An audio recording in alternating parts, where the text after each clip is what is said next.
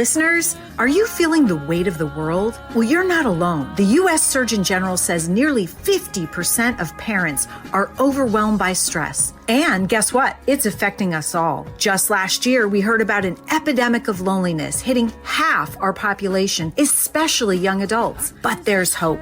I'm Scarlett Lewis, founder of the Choose Love movement. We're dedicated to your safety, health, and well-being with proactive mental health strategies. Imagine a life where stress and loneliness are replaced by joy and connection. We've already reached millions with essential life skills to prevent violence, substance abuse, and mental illness. Want to join this life-changing movement? It's easy. Visit chooselovemovement.org today. Become a member, spread the word, and access our free resources. Together, we can create a loving, supportive community. Remember, all the nurturing, healing love you give comes back to you tenfold. Thank you for choosing love. I choose love. I choose love. Hey everybody, my name is Scarlett Lewis. I am the founder of the Choose Love movement. And today on Choosing Love for Authentic Power, the podcast, we have an incredibly special guest. Her name is Gabrielle Diecidue. She is a violence prevention advocate, nonprofit leader, and social entrepreneur dedicated to creating a safer future. Gabby has served as executive director of the Diecidue Family Foundation since 2019, where she leads initiatives in violence prevention and strengthening local Colorado nonprofits. The foundation is dedicated to filling critical gaps in community support through programs, partnerships, and grant-making efforts that address a wide range of community needs, including food insecurity, foster youth, homelessness, first responder wellness, school safety, survivor resources, and more. Her passion for violence prevention began during her time at the University of San Diego, where she started exploring ways to intervene before violence occurs. See why we're really close. I love her. That commitment deepened, unfortunately, after the tragic loss of one of her closest friends to gun violence in June 2020, inspiring her dedication to preventing future tragedies. She earned a Bachelor of Business Administration with minors in nonprofit management and philosophy. After graduating in 2022, she founded GiveSpire, a free social media app exclusively for nonprofits to better engage supporters, increase community impact in the digital age, and inspire giving. In fact, I hope you'll see Choose Love movement on there soon. Her career centers on fundraising, volunteering, partnership development, program design, and advancing solutions to prevent violence before it happens. She serves on the board of directors for the National Violence Prevention Hotline. I'm going to say it again, National Violence Prevention Hotline, because that's a lot of what we're going to be talking about today. NVPH, an initiative focused on helping both individuals on the pathway to violence and bystanders access support before a crisis escalates into violence. Through her advocacy and leadership at NVPH, Gabby remains committed to building a world where communities can live free from fear and violence. Sounds familiar, doesn't it? Hey, Gabby, so happy to have you here. Such an honor to be on here. Thank you so much. Thank you, Gabby. And I know that today is it's a special day. And there's a reason that we're doing this, I chose this podcast because I knew that it was a special day too, and I wanted to do it today. Can you explain to the audience why that is?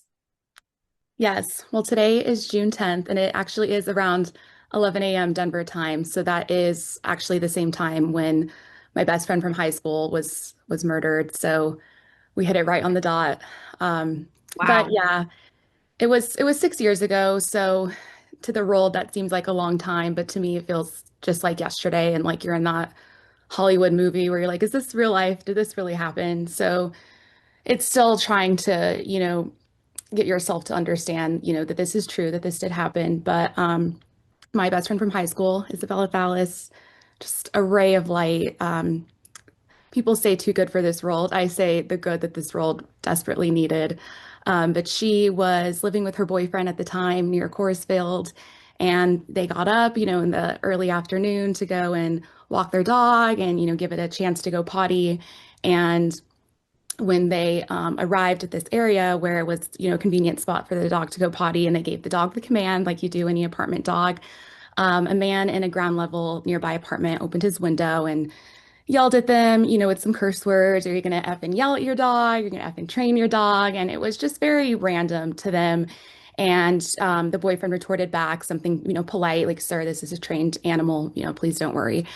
And of course, they thought nothing of it. Bella didn't even engage, according to the security cam footage. So Bella had her back facing towards the apartment. And as her boyfriend knelt down to pick up the dog poop, sorry for the TMI, next thing you know, bam, bam, bam, she was killed with an AK-47. So what that man actually did after closing his window and yelling at them is he went back and got a gun and fired over 30 rounds through his window, killing Bella instantly, shooting her right in the chest. And they say within 30 minutes, or sorry, 30 seconds, she was gone. But the boyfriend, luckily, thank God survived. And he fled. He was shot as well, but luckily a bystander was there to help stop the bleeding near his femur area. So it was just very something that was very tragic, difficult to digest. You go to the vigil the next day, you're like, how did this begin to happen? How did a dog being given a command to go potty, cause this? And that's what the media said, dog, given command to go potty, girl killed, or girl killed over dog poop. It was all the headlines literally said dog poop in it. And I was like, guys, this was not about dog poop. We all know there's a pathway to violence. This man did not become homicidal suddenly because he heard that command. And so as the investigation went on, it was found by the homicide detectives that he did, in fact, reach out for help as close to 15 minutes before she was even in his vicinity, calling his girlfriend at the time and one of his close friends at the time with the same type of messages. He was calling and texting, I'm, feeling homicidal. I'm going to kill the next person I see. Please help me. I do not want to do this. And so it was very groundbreaking to me because, of course, as a loved one, you're like, well, then why'd you do it? You didn't have to do it. If you didn't want to do something, why'd you do it? And so it was very interesting to think about, okay, we have somebody that's homicidal who wants help, but at the same time still committed the act because he didn't get help. And so that really led me to get involved in the National Violence Prevention Hotline. But thank you so much for having me on the anniversary of Bella going to heaven. It is really heartbreaking thinking about her future being stolen, but I know that she's super proud of all the futures that we're protecting and saving. I do too. And I know that she and Jesse are together and they're kind of definitely cheering us on, Yeah. especially today. As you're talking, there's usually a reason why someone is doing something like you and I are doing. And I'm really appreciative of you sharing your story, and your friend Bella with all of us. She lives on through your efforts and you honor her incredibly. Uh, Oh, thank you. what really what really moved me, because we had a call with your organization and ours and we Mhm. decided to partner because I've spoken also to perpetrators, and I will tell you that I don't think I've ever met one that wanted to be a bad person, that wanted to be what was later described as monstrous and evil. And I've worked in prisons now for years, and I've spoken to people that have done the most heinous things that you can imagine in your mind right now. It is there's always a story behind it, um, Mhm. of pain and neglect, and so I had a conversation with a very high profile shooter, and he told me that he, before he committed his mass murder in his high school, he reached out to everyone in his phone. Oh, And wow. so again, tried to reach out, and no one picked up. And he had burned those bridges previously, Mhm. but the bottom line is this. uh, uh, and I want to know from your experience, because I think it's really important to have a hotline Hmm. or someone who is thinking about perpetrating a crime can call. This mass shooter, this school shooter that I spoke to, he's not the only one that wished that they had had help beforehand, and they didn't necessarily. It's weird, like they didn't necessarily want to do it. You said that the man Yeah. who murdered Bella actually had tried to reach out for help because he Mhm. didn't want to do it, but then he did do it. And I don't really understand the connection between those two either. But what I Right. do get, and from what I've heard, is that had there been a place that they could call, now this person had already burned all their bridges, nobody was going to take a call from him, but he Hmm. could have called this hotline. And so I think that it is an incredibly valuable resource. And I want all of our following, all of our schools to learn about it and to pass this around because everybody needs to know about it. Yes. Thank you so much for raising awareness about it. I think awareness is really the most crucial piece. We talk about funding, we talk about volunteering, and those are incredibly important as well. But awareness, that's really what gets people to call and know that the help's available. Yeah. So who exactly is the hotline designed to help? And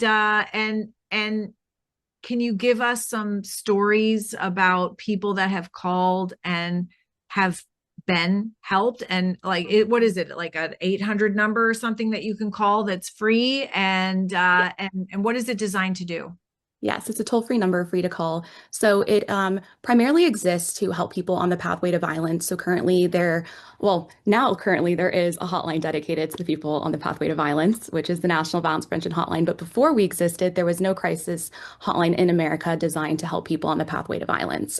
So it was a critical gap that was in our society for far too long. And that's why I'm so devoted to seeing the growth happen day by day exponentially because we really needed this decades ago. So it Great. primarily exists to help people on the pathway to violence. We're the only hotline in America that will counsel somebody who is contemplating or planning violence. Of course, we also take calls from bystanders and encourage them to report concerning behavior because oftentimes we know that loved ones notice concerning behavior. There's also bystander fatigue of being repeatedly exposed to somebody's behavior and not really noticing the, red flags. So we also educate and encourage bystanders to call us, whether it's family members, classmates, coworkers. And then, of course, we are also here for victims of violence. We've had, victims of violence who have survived DV cases, have survived human trafficking. We have survivors of mass shootings who, call 10 years after the fact of that mass shooting. So, we help those groups as well, but we do primarily exist to help people on the pathway to violence. And it has been very compelling seeing these calls. Of course, when we started doing the training, this was a new space. So we were like thinking, okay, we got to get really creative here of the way that we're going to talk these people down. But really, it has been so amazing to see that being heard helps them not want to harm. And so a lot of times what we see with these calls, and they last like 2 to 3 hours. So they're not, and you can't rush these people who are on the pathway because then it causes adverse effects. So what we've seen at the beginning of all these calls to people on the pathways, they just pour out emotions. I mean, some of them are recounting childhood trauma from when they're like 6 years old and they're in their 30s now. And so they just pour out, and we just have that active listening and validation. And having somebody there to just dump everything to of all that built up emotion and frustration. Our amazing crisis counselor, lead supervisor counselor, Michelle, she's been amazing. She'll sit on the line for an hour and just listen to somebody talk, and she doesn't say anything other than listen. So we've seen this pattern, and that's why I really love your organization as well that addresses the grievance phase, because that's what we really see is they vent what the grievance is, what their frustrations are. And so actually our very first call that we got last summer when we launched officially operations did prevent a mass shooting at a group home. So there was a grievance there. That man was actually very far along on the pathway. He was in the planning phase. So he had tactical gear, he had all the things. He was planning to go get the gun the next day, which would have been very, easy to get in his state. And so we were on the phone with him for around 3 hours and talking him down. He had a grievance because he was evicted from the group home. He felt unfairly, and he felt that he was ridiculed, targeted, bullied, and, tried to make friends and wasn't really being received how he wanted to be socially. So he, of course, wanted to go back and take out vengeance there. And we were able to help him. And what was so interesting about that call is, Michelle said, well, what's going to happen to you if you do this? And he's like, me? Well, who cares about me? And she's like, no, we care about you. What's going to happen to you? And so, of course, he went down, the three scenarios that we all know will happen. I'm going to kill myself. Police, will kill me, or I'll spend the rest of my life in prison. And she said, well, all three of those scenarios is throwing your life away, and we don't want you to do that. And he's like, why? Like, why does my life matter? And she said, your life matters. Your future matters. Your life matters. And he said, I've never heard those words before, that my life matters and that I have a future that matters. And that was when I saw that call really pivot into that de-escalation. And so that was amazing for that to be our very first call. And, we help people on the pathway. Of course, it's, I would say preferred getting them, in the grievance phase, earlier on in the pathway, because of course it is a little harder as they've gone down. So we do get a lot of people in that phase, but we even, had to call a voicemail since, sometimes we can't answer the phone, not being 24/7 yet with a lack of funding. We even had a voicemail last fall that came in around 4 or 5 a.m. my time here in Denver, of a 21-year-old kid letting us know that he was going to kill 3 people that day. And he had, the gun, the gear, everything that he needed to carry it out. And he just wanted to let us know that nothing could stop him. And so that was also really interesting too, because why would you call a crisis hotline and just let us know if you didn't want help? So it has been really interesting. And, we've seen as young as 14 years old, people calling saying, I want to harm a classmate, or classmates, plural. We've had, teenagers call who are being homeschooled, who are isolated, who may want to go to a nearby school or a nearby target and carry out a cruel act of violence. So it really has been, I would say, dozens of people on the pathway to violence in all different phases of the pathway where we've helped and de-escalated them. And a lot of times they are repeat callers. They do call back. The triggers come back. We help them and, they feel better. But then a week or two later, they have a trigger. Someone's mean to them. Something happens and they're just right back in those thoughts. So it really is a continued process of helping them, doing the safety planning. Of course, we're always here for them to call back when they need to. And, it has been amazing with bystanders. One of our first bystander calls in Texas, a family member called about a father-son duo who was planning a mass shooting together. One was going to target a mall, one was going to target a school. They were stockpiling weapons, so we got police involved in that, as well as the caller that left that voicemail in the morning wanting to kill 3 people. So we sometimes do have to get police involved and do police intervention, when the threat is imminent and is, has the time frame, has the means, checks all the boxes. But, we've only had to do that in 2 scenarios because for the most part, we are able to de-escalate and ensure that they are and ensure that they're given that space and support they need. But it is getting difficult because what will happen and what's happening, I would say every day now is, we'll be on the call with somebody de-escalating them and then another call will be coming in and we only have 1 counselor staffed. And so that's what's difficult because you can't hang up and rush that call. But you also are worried about that other call. And, we've had people calling about gang violence, wanting to flee, gang violence ridden communities. So it's been a lot of different types of callers, but I would say that we have definitely prevented dozens of acts of violence, even prevented a mass shooting at a hospital earlier this year. It has just been exponential amount of calls with no marketing yet.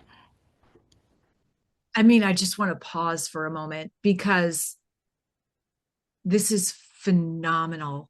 I mean, I can just feel the listeners reeling from the stories like I am that you just told.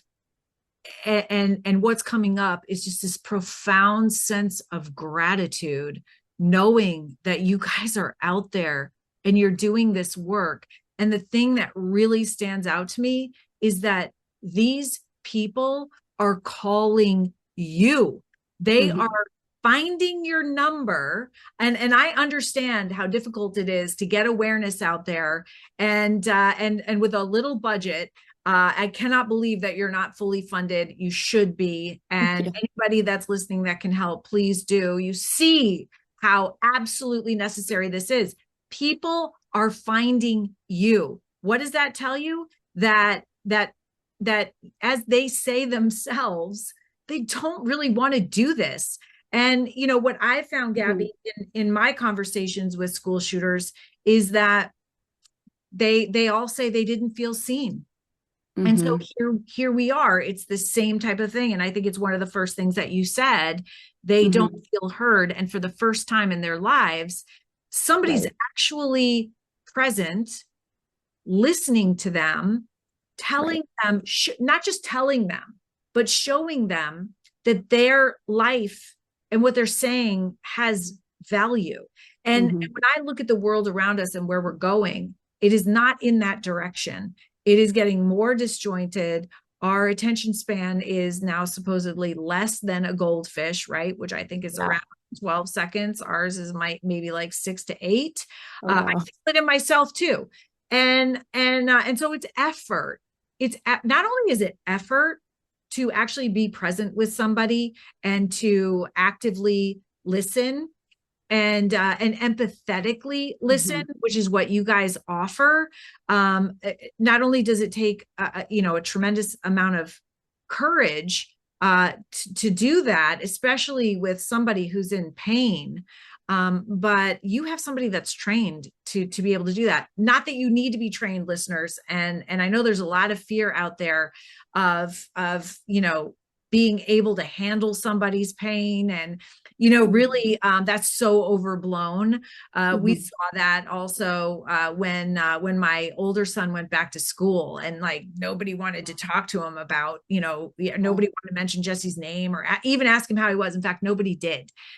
Between when he went back to school in 7th grade and then when he left early in 12th grade because he didn't feel like anybody cared because nobody asked him how he was. And this is, by the way, a victim's sibling, Yeah. so you can see how there would be people that would fall through the cracks. And, you guys provide such an incredible resource. I'm so grateful. I did want to ask uh, for the majority of the callers, I'm sure that you've done a little bit of comparison and Hmm. figured out sort of what the main reasons are. You said use the word grievance. And then Hmm. we also know that a grievance moves into the brain and spikes your pain, which then makes your brain kind of our eye for an eye brain want to take revenge, which is why somebody would want to murder. And this is revenge by proxy, by the way, because Hmm. obviously Bella and her boyfriend and her dog didn't do anything to this guy. They didn't even know Right. him. So he is taking out a revenge for a hurt, for something else. They don't even know this guy. That's also what makes this especially dangerous. But I'm wondering, like with the calls, how would you group them as to why these people are calling and how and then I want to ask about how you're able to talk them down. If you can give some Hmm. advice to our listeners as to how they can help be part of the solution other than sending a donation to you, which I'm going to be doing, Oh, and trying to support this 800 line and getting the word out in their own lives, when they see somebody struggling. So that's a lot of questions. Oh, my mind is being flooded, I but know, go right? ahead. Yes. Well, the grievance stage is a very, very interesting stage to look at because I think the overarching theme that I've seen is when basic human needs are not met.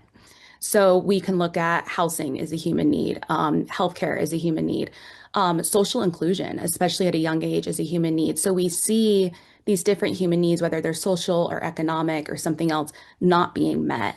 And then they really do truly spiral. Of course, there's different instances of being bullied and ridiculed. And I think that it is kind of a myth that that is the case in every scenario. And it definitely is not the case in every scenario. It is the case in some scenarios, and that goes along with social inclusion, social belonging, anti-bullying campaigns. But what is really interesting is, we had somebody, for instance, with the hospital mad about their healthcare coverage, and then they wanted to go commit a mass shooting at the hospital. Of course, it's not the hospital's fault. It's like, don't shoot the messenger. Like, literally, that's probably the best analogy we can make. And so, you have people in the healthcare space saying, hey, here's what your coverage allows. And then they, have that grievance against the healthcare space. And so we see when these basic human needs are not met, that they really spiral in this grievance. However, I have also seen in every single case of someone on the pathway to violence that they have some type of childhood trauma that they have not talked about, that they have not really uncovered. And so a lot of them really do get to the root of that pain as well as that grievance. And, there's so many people out there that lose their housing, don't have great healthcare coverage, and of course would never become on the pathway to violence or want to commit any type of violence. But we see that when you have childhood trauma, different difficult life experiences, especially at a young age, we also look at them as stressors, along with the grievances. We see that these stressors, whether they're social or economic stressors, then kind of add to that grievance and make them very flustered, very overwhelmed, and really have those dark thoughts. And what's interesting is they say these thoughts scare me. I don't want to have these thoughts. This is very difficult to deal with. And so finally, they really do have a space. And I would say, solutions. Our number one thing is volunteering. You do not need any prior background or credentials. It's around 4 to 6 weeks of training to become a crisis counselor volunteer. And of course, as a volunteer, you set your own schedule and time. So we have, 911 operator volunteering with us as he can. We have, different mental health professionals volunteering with us as they can. But volunteers make the world a better place, as we all know. And they really help because we are so stretched thin for funding to pay counselors. And so any volunteers is super helpful. But I would say, being a part of the solution too is being aware when somebody's showing concerning behavior. Sure, they may not undeniably be on the pathway to violence, but when someone shows concerning behavior, they need help in some way, shape, or form. They need to be seen and heard. And so I think that a lot of it does go along with suicide prevention as well, because, we're always looking out for one another. And that's what's really important, is to look out for our peers, look out for people in our lives, and understand when they may need help and when they may be struggling, and point them to resources, because I think a lot of times loved ones are not equipped to have those really difficult conversations if someone's having those really dangerous thoughts. And so that's why, professionals on NVPH can really help. So definitely directing, people that to the hotline that may be in need of it, directing yourself to the hotline if you're seeing behavior and you don't know if it warrants concern, and then, volunteering, raising awareness, getting this into schools too. We've had so many young people call, and we think about if this was in schools, how many more young people would know about this? I choose love. Hey there, listeners. Are you feeling the weight of the world? Well, you're not alone. The U.S. Surgeon General says nearly 50% of parents are overwhelmed by stress. And guess what? It's affecting us all. Just last year, we heard about an epidemic of loneliness hitting half our population, especially young adults. But there's hope. I'm Scarlett Lewis, founder of the Choose Love movement. We're dedicated to your safety, health, and well-being with proactive mental health strategies. Imagine a life where stress and loneliness are replaced by joy and connection. We've already reached millions with essential life skills to prevent violence, substance abuse, and mental illness. Want to join this life-changing movement? It's easy. Visit chooselovemovement.org today. Become a member, spread the word, and access our free resources. Together, we can create a loving, supportive community. Remember, all the nurturing, healing love you give comes back to you tenfold. Thank you for choosing love. I choose love. I choose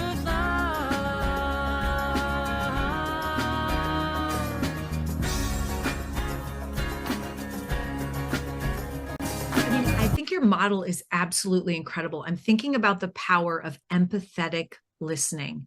Mhm. And as you said, it doesn't have to be a professional. Yeah. It's just having it. It's incredible. I mean, you've got somebody that's ready to go. They have the guns. They have, all these other things. They have a plan, Mhm. and somebody listens, just listens. Yeah. And for the first time, maybe, and that is enough to stop them from carrying out a mass murder. It's incredible. I mean, I think we try to make this so complicated. And Right. in reality, and that's when I saw Jesse's message of nurturing, healing, love. I'm like, wait a minute. This is actually really simple. Mhm. Simple isn't always easy, but the concept is simple. And that empathetic listening is really reaching out with nurturing, healing, love. Absolutely. That is such a key part of our training. And that's why I love the nurturing, healing, love, because I see that in every single call that we offer all three of those. And it honestly, in that order, we nurture them, we help them heal, and then we show them love. And so I really just love the synergy between our two groups. I do too. I really do too. I wanted to ask you, these are one of the questions that you gave me, but I think it's fascinating. What trends are you seeing nationally that concern you when it comes to violence prevention? Yeah, well, that's a big one. It I, is. I know. I'm just fed up. Like, I'm just fed up. Like, I know, every but you're time. in it. You're in Yeah. it. You're the perfect person to ask about Yeah. this. Yeah, it's just, I mean, it's consistently nonstop reactive measures and not preventative measures. I mean, we just saw it with the White House Correspondents' Dinner shooter that was prevented as a reactive measure. Secret Service, police, detain that guy, luckily by the grace of God. But it's like we just Right. see nonstop reactive measures. We see, different security measures. We just see anything reactive. We even see people proposing schools to have, oh, you should buy a bulletproof door or you should buy this whiteboard that turns into a bulletproof room. And you're like, why is this all about reactive measures? Sure. That's not bad. I'm not against that. But it's like, why are we so consumed in reactive measures and not preventative measures? Because a reactive measure means that the violence has already started and is happening. And now you have to react to it and do your best to minimize the amount of harm, that takes place. But it's just nonstop reactive measures. What type of security protocols can we implement? What type of this and that? And it's all about what happens if there's a shooter or somebody that wants to harm on the property right there and then. What do we do? And it's not about prevention. And I think also there's this trend that's also kind of this common myth of people on the pathway to violence don't want help, or they just wake up one day and want to do this, or they're inherently evil and they just are hell bent on Labels. committing evil. Yeah, and it's labeled, it's stereotyped, it's stigmatized. And so at the end of the day, when you're on the pathway to violence, the only part that's illegal is the action phase. You can have dark thoughts. You can be upset. You just can't act on them violently and harm And other human actually, can beings. I just add, we all have dark thoughts. Yeah. Like, let's just be real here. Mhm. Okay. Like, we've all entertained uh uh revenge fantasies in our Mhm. mind. And let's just be real, right? So these people are too, yet they're caught in the Mhm. cycle of revenge. It becomes like an addiction. Oh, absolutely. And I'm Yeah. not saying that to excuse it, but Yeah. And we see it, with family violence too. We've had so many callers where they want to harm, murder a sibling, a parent. We even had a guy call who was in a custody battle, separating from his wife, who was very frustrated with his wife and his children. And it's just very it's just very interesting how we as a society see these different types of violence happen, from family violence, domestic violence to, mass shootings. We see them happen, they consistently happen, and we're just reacting to them. We're not trying to prevent them. And even that terrible, terrible, just like rest in peace, that terrible shooting in Louisiana where all those children were killed by that man.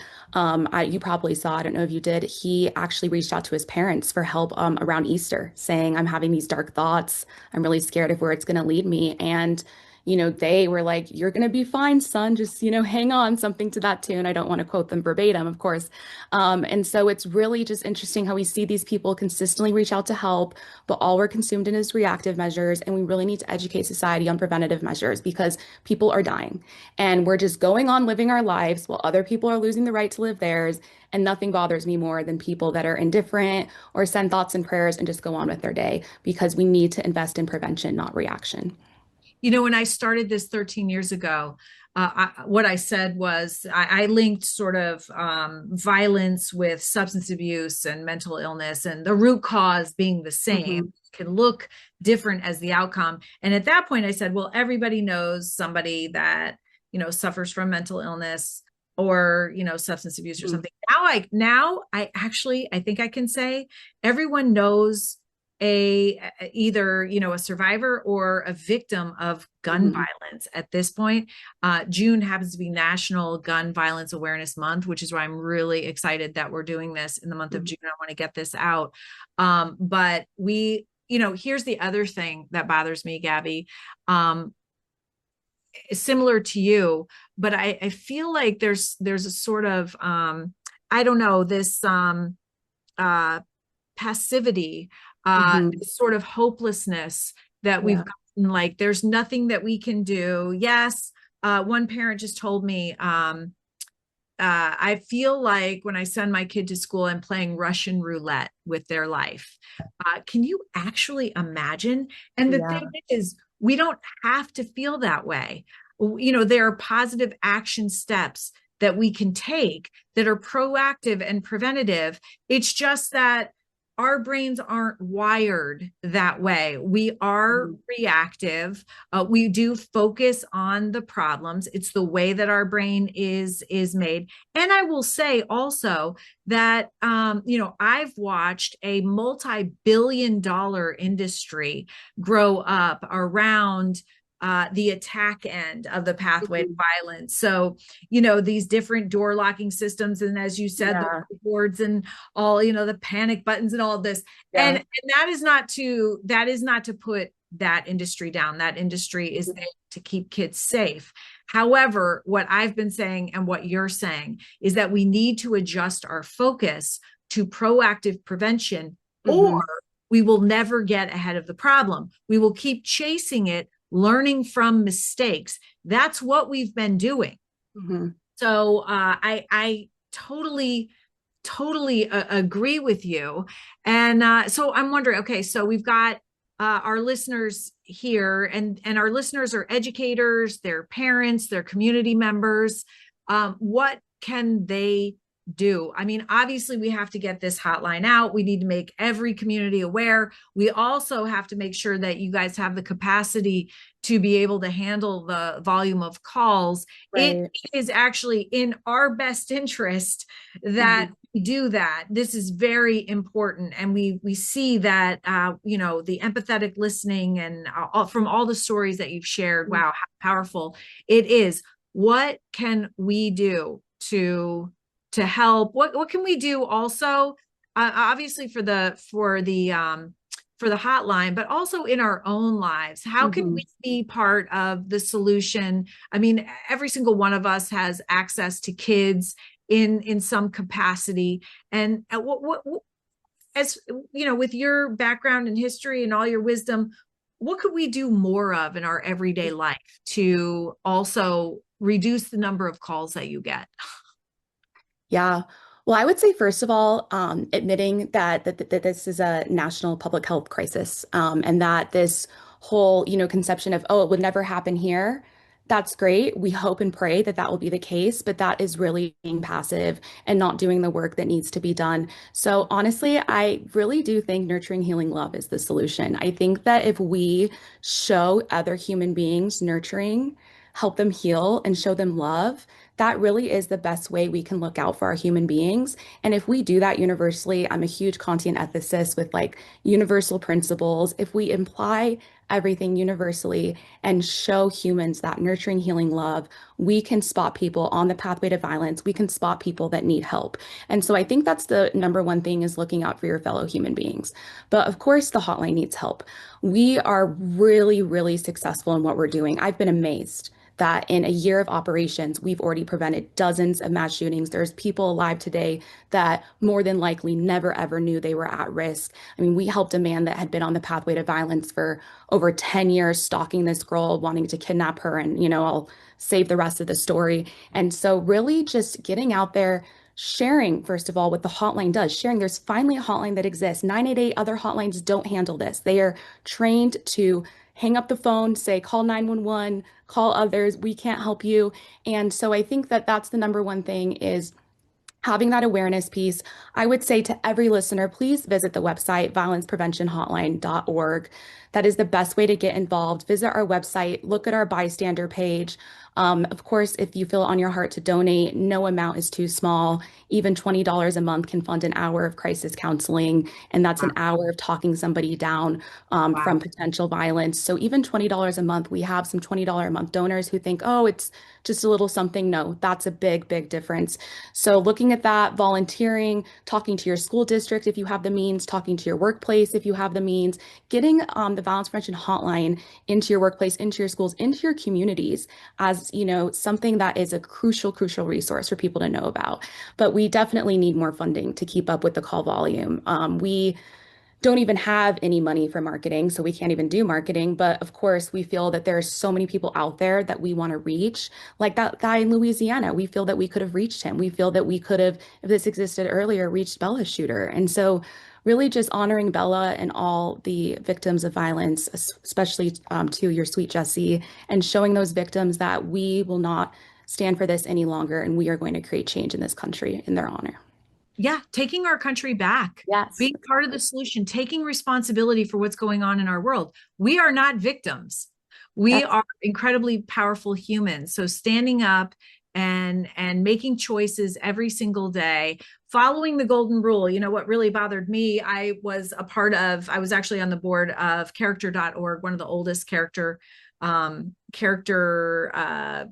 organizations in the country. And they did this survey across the country about knowledge of the golden rule, and only 5% of adults knew what the golden rule was. And of course, the golden rule is treating others the way that you want to be treated. If you are hurting and going through a hard time, which, by the way, we all do at certain points in our life. We all face pain. That's one of the main connectors as human beings, is the fact that we all have pain.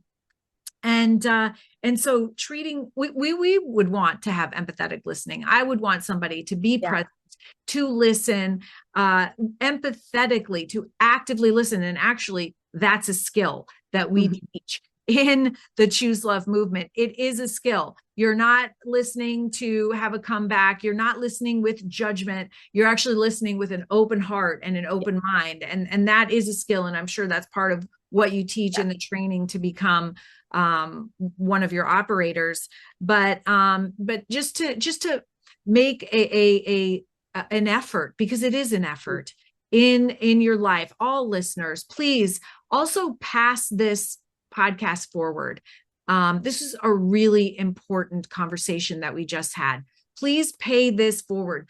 You have kids that go to school. Send it to your school. You have grandparents. You've got a friend in a different state that is worried about sending their child to school. Please pay this forward. Share this information. What I have learned from the Choose Love movement is that is that word of mouth is still the number one most powerful way to spread a message. And you've proven it. You have actually saved multiple lives, Gabby. And this has been word of mouth. It's been word of mouth for the Choose Love movement as well. So please, audience, be word of mouth. Pass this one around, because it is so important. We're going to be saving lives together. You're going to be responsible for actually saving lives by supporting Gabby and her hotline. So I just want to thank you so much for this beautiful conversation today. Wow, so powerful. What a beautiful way to honor your precious friend, Bella. I know that she knows, but also, to be part of the solution and all of the incredible work that you're doing, turning your pain into an incredible purpose that helps and heals other people. I believe that is why we're on earth, and you're doing it. And I have so much love and respect for you. So thank you so much. I look forward to partnering with you guys even further. I want to include the hotline and everything that we do. I appreciate you so much. Thank you, listeners. Thank you, listeners, for supporting Choosing Love, for Authentic Power, for supporting Gabby and the National Violence Hotline and passing this around. This is really important. I'm not sure that there's anything more important that we could be focused on right now than the safety, health, and well-being of not only our children, but ourselves. So anyway, thank you so much. I appreciate you. And thanks for choosing love. Hey, hey, oh. It's all part of us. We can all choose love.